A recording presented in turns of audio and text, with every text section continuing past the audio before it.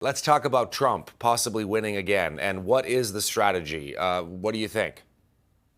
I really like this, and I like a couple of very specific things. First, the astuteness of making this announcement on the day of the New Hampshire primary. By this time tomorrow, the entire world's going to be awash in news of Donald Trump's inevitability. Inevitability, certainly for the GOP nomination. He's going to win tonight in New Hampshire.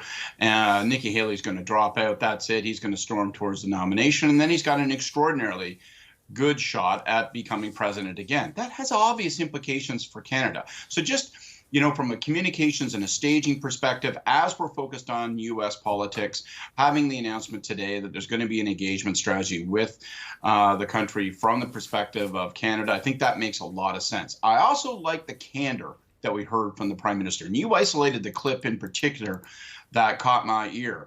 Unpredictability of Donald Trump. He wasn't slagging Trump. He wasn't saying, listen, for pure partisan reasons or ideological reasons, we're going to take a run at Trump. We can't stand the orange menace. America, don't vote for him. He's not saying that. He's acknowledging the truth, which is he being Donald Trump, represents an enormous dose of unpredictability for Canada, for the rest of the Western world. And therefore, we're going to have to think through what that means in terms of our national interest, in terms of our economic interest. $2 billion a day in trade, jobs, investment rely upon the relationship between Canada and the United States. It's only sensible to put in place some plans.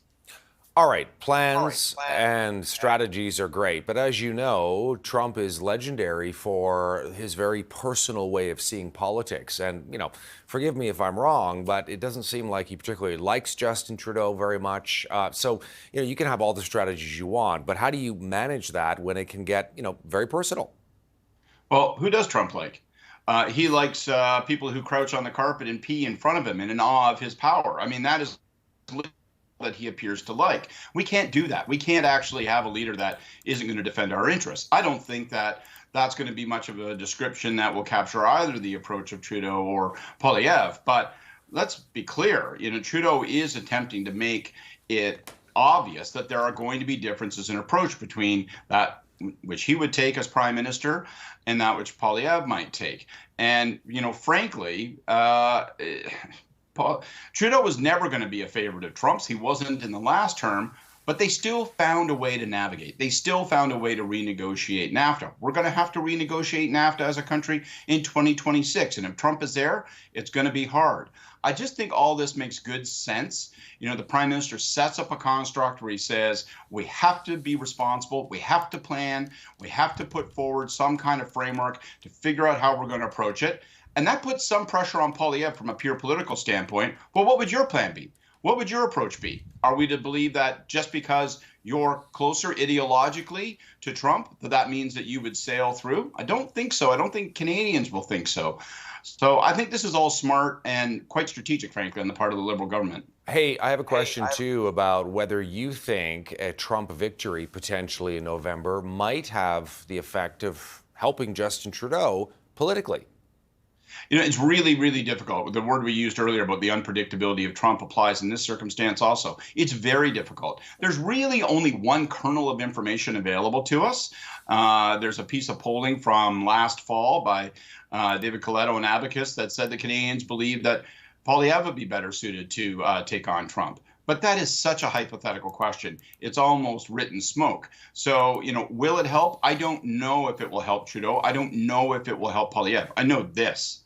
I know that the re-election of Donald Trump in November of 2024 to the White House will completely reorganize and refocus our politics. And it will do so in Britain. It will do so in France. It will do so across the Western world. He is such a catalyzing force, such a dividing force, such an unpredictable presence that our politics can't help but reorganize around the question of how we're going to relate to Trump when he himself admits that he's going to treat his second term as a revenge tour.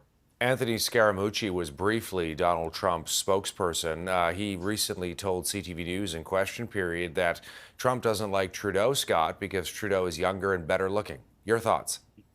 Yeah, look, Donald Trump is just a walking, talking id. So I think that analysis is fair as any other. But the question you have to come up with, the inescapable logic you're going to have to embrace if you're dealing with a Donald Trump presidency is how do you harmonize your interests with his? He wants what he wants. What gives him a win? What makes him look like the big man? So you don't stand next to him and make him look short. You don't stand next to him and make him look fat. And you find ways to give him political wins that suit our interest as a nation. That's going to be the logic. That's going to be the logic for Trudeau. It's going to be the logic for Poilievre.